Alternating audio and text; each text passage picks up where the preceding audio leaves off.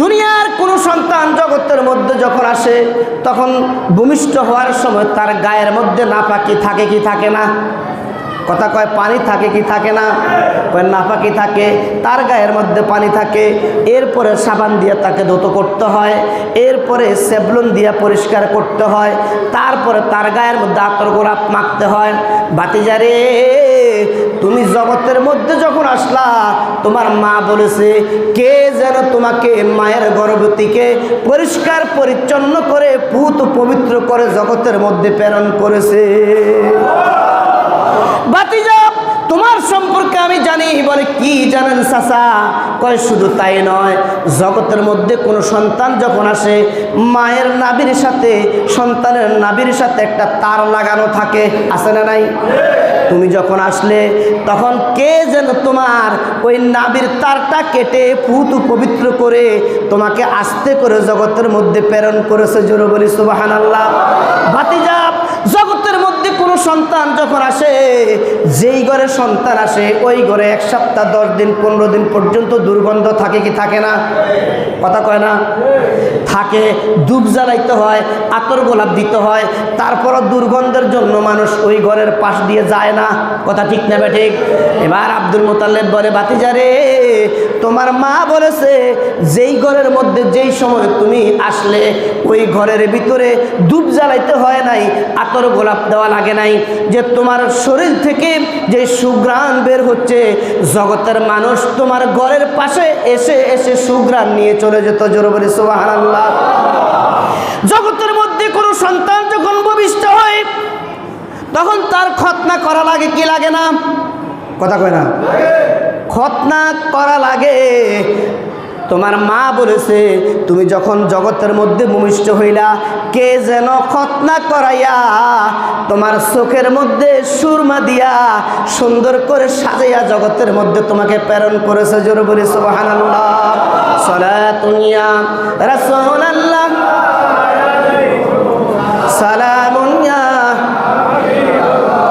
আমার নবী জগতের মধ্যে আসবে, যেদিন আসবে সুবহ সাদেকের সময় হওয়ার পূর্বেই, কিছুক্ষণ পূর্বেই আমেনা দেখতেছে ডান দিকে একজন মহিলা, বাম দিকে একজন, সামনে একজন, পিছনে একজন। আল্লাহু আকবার। আমেনা ডাক দিয়ে বলি, তোমরা কারা গো? আমার ঘরের ভিতরে প্রবেশ করলে কে? তোমরা কেন আসছো? কয় আমেনা গো, আমরা হলাম হাজরা, আমরা হলাম আসিয়া, আমরা হলাম হাওয়া, আমরা হলাম মারিয়াম। কয় কেন আসছো? কয় এইমাত্র খবর পাইলাম আল্লাহ পাক আল্লাহর নবীকে তোমার ভিতর থেকে এইমাত্র জগতে প্রেরণ করবে।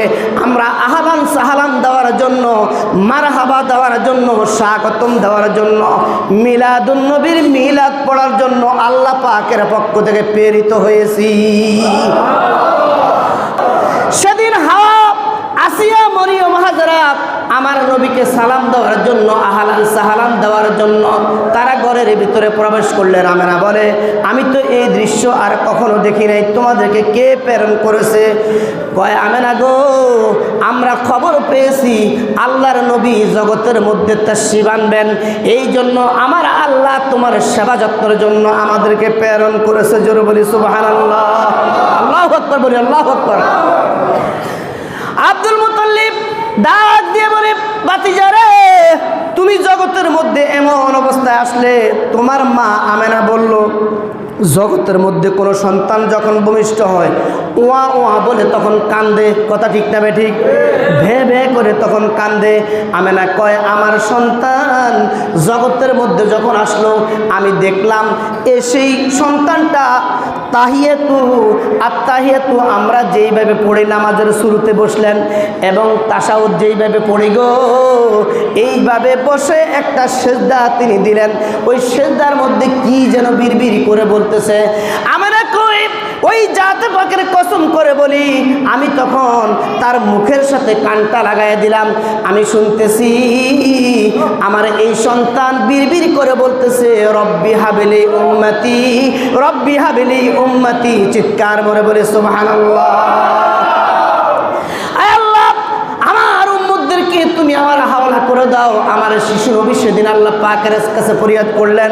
আমেনা ডাক দিয়ে বলেন, সন্তানকে আমি কোলের মধ্যে নিলাম, সন্তানকে কোলে নিলাম, সে দুধ পান করবে।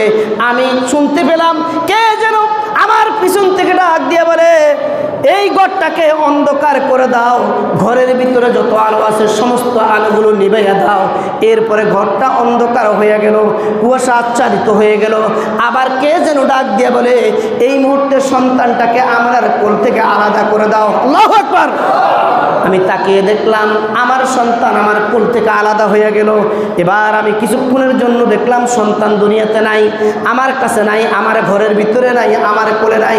কে যেন পিছন থেকে ডাক দিয়ে বলে, তামাম জগৎটা পূর্ব পশ্চিম উত্তর দক্ষিণ, এই সন্তানটাকে ঘুরিয়ে দাও, পৃথিবীর সমস্ত বস্তুর সাথে পরিচয় করাইয়া দাও, নবী রাসূলদের সাথে পরিচয় করাইয়া দাও, পশু পাখি জীব জানোয়ার সাথে পরিচয় করাইয়া দাও। জোরে বলি সুবহানাল্লাহ। কিছুক্ষণ পরে সন্তান আবার আমার কোলে আসলো। আসার পরে তাকিয়ে দেখি আমার সন্তান মুস্কি মুস্কি হাসে। আল্লাহু আকবার। আমি ডাক দিয়ে বলে, এরপরে আমি তাকিয়ে দেখলাম হঠাৎ করে একটা বিকট শব্দ হলো, আমার ঘরের চালটা উঠে গেল। এবার উপর থেকে নিচের থেকে উপরের দিকে সবটা দেখা যায়। আমার সন্তানের শরীর থেকে একটা নূরের জেসিম বের হলো, ওই নূরের আলোটা উপরের দিকে চলে গেল। আর আমি তাকিয়ে দেখলাম ওই নূরের আলোতে তামাম জগৎটা আমার নিকট আকাশিত প্রকাশিত হয়ে গেছে।